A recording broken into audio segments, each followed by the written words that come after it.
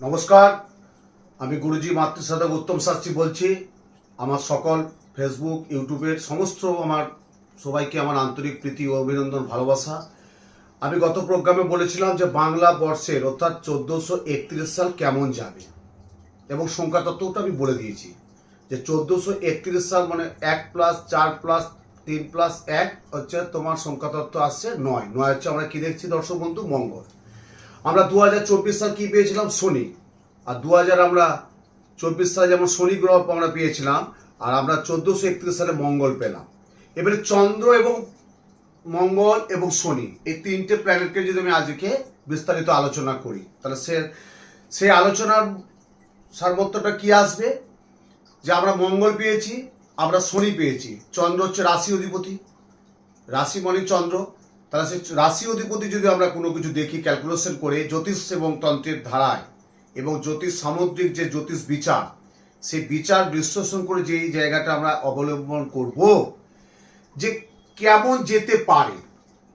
ধরুন আপনি কোনো একটা ব্যবসা করছেন, সেই ব্যবসায় কতটা আপনি সাফল্য পাবেন। আপনি কোনো কর্মে চাকরি করছেন, সেই চাকরির জায়গাটা আপনি কতটা ফোকাসটা ধরে রাখতে পারবেন। বা আপনার বাড়ির উপযুক্ত আছে পাত্র এবং পাত্রী বিবাহযোগ্য, কিন্তু এক থেকে একাধিকবার যোগাযোগ হচ্ছে, বিয়েটা কিন্তু হচ্ছে না।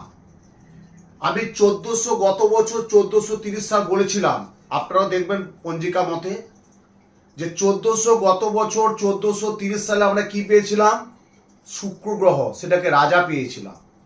আর কি পেয়েছিলাম, চন্দ্র গ্রহ, সেটাকে আমরা কি রাশি অধিপতি চন্দ্র কি পেয়েছিলাম, মন্ত্রী। আর বৃহস্পতি কি পেয়েছিলাম, জলাধিপতি। রবি কি পেয়েছিলাম, শস্যাধিপতি। এবার 1431 সালে দেখুন পুরো চেঞ্জ হয়ে গেছে। 1430 সালে যেটা পেয়েছিলাম গ্রহদের মধ্যে 1431 সালে সেটা আমরা কিন্তু পাইনি। এবার 1431 সালে আমরা কি পেয়েছি, 1431 সালে পেয়েছি চন্দ্রকে আমরা পেয়েছি রাজা, যেটা আমরা 1430 সালে চন্দ্রকে মন্ত্রী পেয়েছিলাম। বাংলার 1431 সালে আমরা চন্দ্রকে রাজা পেয়েছি, বৃহস্পতি হচ্ছে আমার দেবগুরু, আমরা মন্ত্রী পেয়েছি। 1431 সালে বৃহস্পতি হচ্ছে আমরা মন্ত্রী পেয়েছি।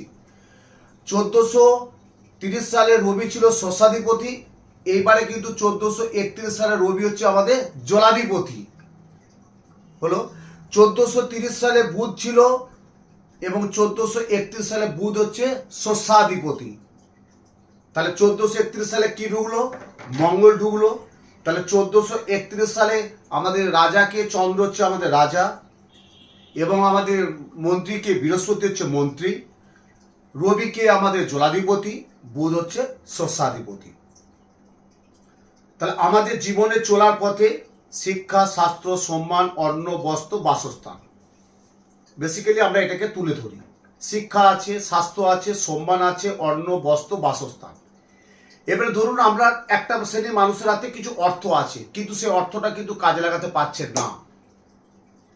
একটি ভালো ছেলে সুন্দর পড়াশোনা করছিল বা পড়াশোনায় খুব ক্ষুরধার, মানে আমরা বলি না বাংলা একটা ক্ষুরধার প্রখর তীক্ষ্ণ বুদ্ধির ছেলে বা মেয়ে, কিন্তু সে পড়াশোনার জায়গা থেকে আজকে পিছিয়ে আসতে হলো। সেটা প্রত্যেককে গার্জেনদের যে বলছি, আপনারা একটু ভালো অভিজ্ঞ জ্যোতিষীর পরামর্শ নেবেন। কিন্তু এটা তো হওয়ার কথা ছিল না, কেন হলো? এটা তো ভাবার কথা ছিল না, কেন ভাবতে হচ্ছে? এই জিনিসটা তো আমার সম্মানহানি হওয়ার কথা না, কেন সম্মানহানিটা হলো? একটু আগে আমার এক ভক্ত এসেছিল, বলছে বাবা দেখুন আমার বাড়িতে সব আছে, কিন্তু মনে হচ্ছে আমার কিছুই নেই। হঠাৎ করে গাড়ি বার করতে যাচ্ছি, গাড়ি হতেই পারে গাড়ি পার্টস খারাপ হতে পারে, কিন্তু একটু প্রত্যেকদিন দৈনন্দিন হচ্ছে। হঠাৎ করে টিভি খারাপ হয়ে গেল, হঠাৎ করে পাম্পের সব ঠিকঠাক আছে, কলে জল পড়ছে না, এগুলো কেন? তাহলে এখানে আমাকে বাস্তু দেখতে হবে, যে বাস্তুর জায়গাটা কোথায় আমাকে ঠিকভাবে। আমি বললাম মা তুমি একটু বাস্তু মাটি এলো। সুদূর বাঁকুড়া টাউন থেকে এক ভদ্রমহিলা এসছে আমার কাছে, তার এক ছেলে একটা চাকরি করে, ভালো চাকরি করে, কিন্তু সে ভিতরে ওই যে বলে না আজকাল কি একটা শেয়ার মার্কেট কি ব্যাপার আছে না, সে ভিতরে একটা শেয়ার মার্কেটে এমন করে যার ওটা অভিজ্ঞতা নেই। শেয়ার মার্কেট তো খারাপ না, কিন্তু ওর ক্ষেত্রে তো ওটা অভিজ্ঞতা নেই। ও কি করলো, বাড়ির কারোর সাথে আলোচনা করে ভিতরে শেয়ার মার্কেট করতে গেল, একটু যেটা হয় আর কি নেশায় জড়িয়ে পড়লো, করে নেশায় জড়িয়ে এমন শেয়ার মার্কেটটা করলো যে সে আজকে মোটামুটি একটা অনেক টাকার অঙ্ক সে আজকে একটা ঋণগ্রস্ত হয়ে গেল। তার বাবা মা এসে আমাকে বলছে দেখুন আমার ছেলেকে তো বাঁচাতে হবে, এদিকে বাড়িতে মিথ্যা কথা বলছে যে প্রভিডেন্ট ফান্ড আমার এখন আসেনি, বা আমি এখন স্যালারি আমার কমে গেছে, বা নানান দিকে এগুলো বলছে। কিন্তু যখন বলছে তখন কিন্তু গোপনে রেখেছে, আর যখন গোপন রাখছে তখন কিন্তু বললো না। আর যেই কথাটা তখন বলতে গেল তখন কি হলো, আলটিমেট একটা প্রচুর অঙ্ক টাকা ঋণগ্রস্ত হলো। তার বাড়ির বাবা মা কি করলো, বাড়িটা মর্গেজ দেওয়ার মতো অবস্থায় বেছে নিল। তাই বললাম মা এত দূর থেকে সুদূর বাঁকুড়া টাউন থেকে এসেছো, একটু কষ্ট করো, আমি কাজটা করছি, দেখছি তাকে কিভাবে রিকভার করা যায়। তা আমি বারবার যেটা বলেছি দর্শক বন্ধু, যে বাংলা বর্ষে অর্থাৎ বাংলা বর্ষে 1431 সাল কোন রাশি কেমন যাবে এবং কোন গ্রহের কি প্রতিকার, এটা আমি কিন্তু বলেছি আগে। আপনাদেরকে বলছি কেন, আপনারা এটা খেয়াল করবেন যে এই রাশি লগ্ন অনুযায়ী কি হতে পারে, কি দিতে পারে, কতটা প্রাপ্তি পেতে পারেন, বা কতটা প্রাপ্তি যোগে আপনি কতটা সাফল্য পেতে পারেন, বা আদৌ আগামী দিনে আপনার সেই অপ্রাপ্তি যোগ থাকতে আসছে কিনা, সেটা কিন্তু ওভারঅল বিচার বিশ্লেষণ দরকার, অভিজ্ঞ জ্যোতিষের পরামর্শ নিয়ে কিন্তু। এবং যেটা আমি বলেছি সংখ্যাতত্ত্ব বিচার, যেটা আমি বলেছি সংখ্যাতত্ত্ব বিচার, যে 1431 সালের সংখ্যাতত্ত্ব বিচার যেটা, সেটা বলেছে কি 1 + 4 + 3 + 1 অর্থাৎ 9 হচ্ছে মঙ্গল। তাহলে আমি সংখ্যাতত্ত্ব বিচারটাও আপনাদের সামনে ফোকাস করে দিলাম। এবারে যখন আসবেন আমার কাছে, তার জন্য আপনাদেরকে একটা ফোন নাম্বারে ফোন করতে হবে, বুকিংটা একটু করতেই হবে, কেন অনেক দূর দূরান্ত থেকে মানুষ আসে, বুকিংটা একটু করতে হবে। করার পর যেটা যা সুবিধা হবে, যে নিকটবর্তী, আমার তো চেম্বার নেই, যতটুকু আমার যে চেম্বার সীমাবদ্ধ আমি থাকি, সেই চেম্বারের মধ্যে যোগাযোগ করে বুকিংটা করে, বুকিং নাম্বার যাচ্ছেন দেখতে পাবেন। এবং আমার এই যে প্রোগ্রাম, এই প্রোগ্রামটা প্রচুর মানুষ কিন্তু আমাকে বলছে হ্যাঁ আপনার প্রোগ্রামটার মধ্যে একটা গুরুত্বপূর্ণ একটা বিষয়বস্তু আমরা আলোচনা বুঝতে পারি, যেটা আমি তুলে ধরেছি বা ধরি। দেখুন জ্যোতিষের অনেক কিছু, অনেক সামুদ্রিক বিচার আছে, হস্তরেখা বিচার আছে, আমাদের এখন যদি কম্পিউটারে করতে হয় কম্পিউটারে বিচার বিশ্লেষণ আছে, মুখমণ্ডল একটা বিচার বিশ্লেষণ আছে, অনেক আঙিনায় অনেক কিছু বিচার বিশ্লেষণ করতে হয়।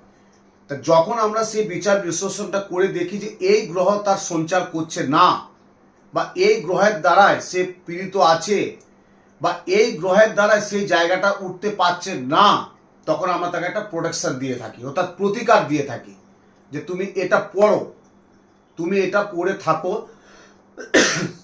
পড়ার পর কিছুদিনের মধ্যে বুঝতে পারবে। যেমন আমি একটা ধরছি, প্রত্যেককে যদি বলি রবি একটা গ্রহ।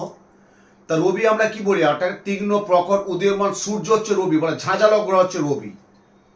এবারে দেখা যাচ্ছে রবির একটা আপনি চুনি ধারণ করলেন, এবার চুনিটা যখন পড়লেন তখন কিছুদিনের মধ্যে বুঝতে পারবেন চুনিটার কাজটা কি হলো।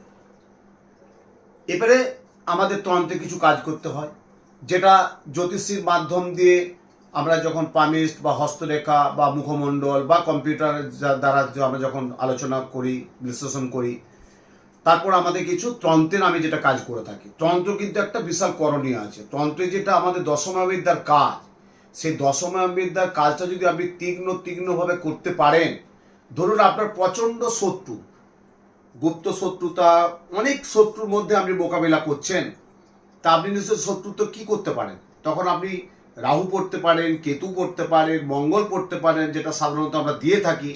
কিন্তু না, সেটা বড় কথা না। বড় কথা একটাই কি, যদি আপনি একটা বগলামুখী যজ্ঞ করতে পারেন, যেটা হচ্ছে দশমাবিদ্যার এক রূপ মা বগলা, সেই মা বগলামুখী যদি একটা যজ্ঞ করতে পারেন, যেটা আমি প্রতিনিয়ত করে থাকি সবারই জন্য, তাহলে দেখবেন সে শত্রুর উপদ্রব থেকে অনেকটা আপনি মুক্ত থাকবেন, যদি কাজটা সেইভাবে করতে পারেন। তাই এমনি আরও প্রোগ্রাম আমি করতে থাকবো, আপনারা ফলো করুন, দেখতে থাকুন, নিজে দেখুন, অপরকেও দেখান, সাবস্ক্রাইব করুন এবং আমাকে কমেন্ট করুন, কেমন লাগছে জানাবেন অবশ্যই। এবং এরপর যে আমি প্রোগ্রামটা করব, যে আমাদের যে গ্রহ নক্ষত্র অনুযায়ী কোন রাশির কেমন যাবে, যেটা আমাদের 9টা গ্রহ 12টা রাশি, সে 12টা রাশির সম্পর্কে বলবো। আপনারা ওয়াচ করুন, ভালো থাকুন, সুন্দর থাকুন, সুস্থ থাকুন, আনন্দ থাকুন। জয় মা তারা।